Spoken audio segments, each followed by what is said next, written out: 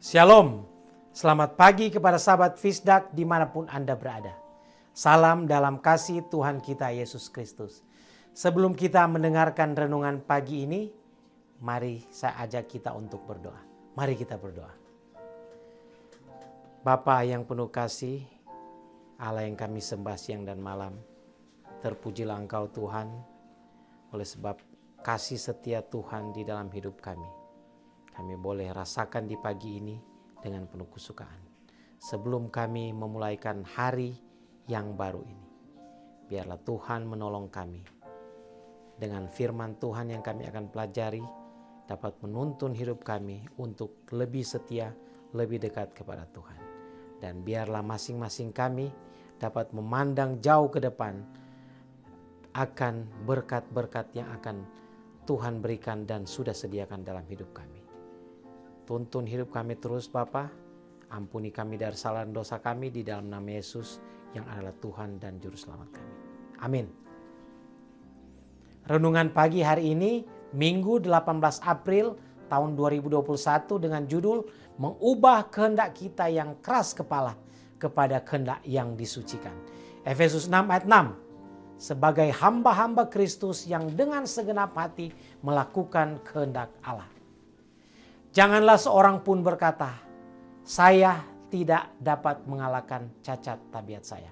Karena jikalau inilah keputusan hatimu, maka engkau tidak dapat beroleh hidup yang kekal.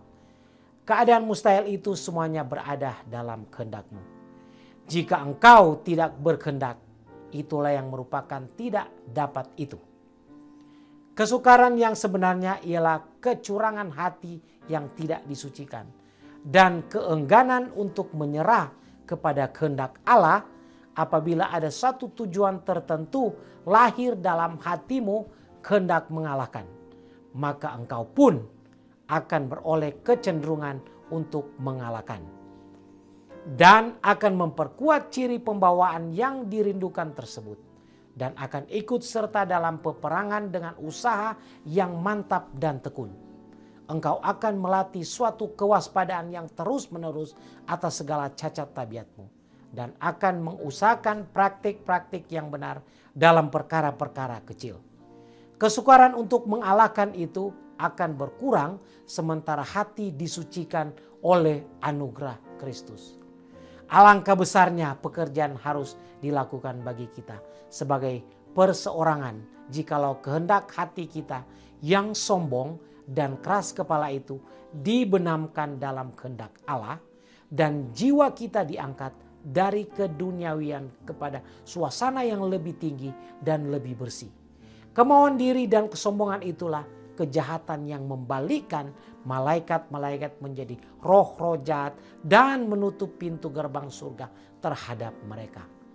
Engkau tidak dapat mengontrol dorongan hatimu, emosimu seperti yang engkau inginkan.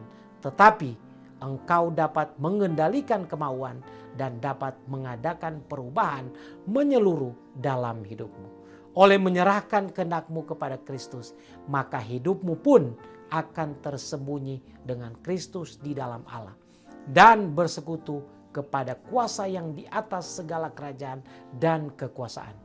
Engkau akan memperoleh kekuatan dari Allah yang akan memegang engkau erat-erat kepada kekuatannya.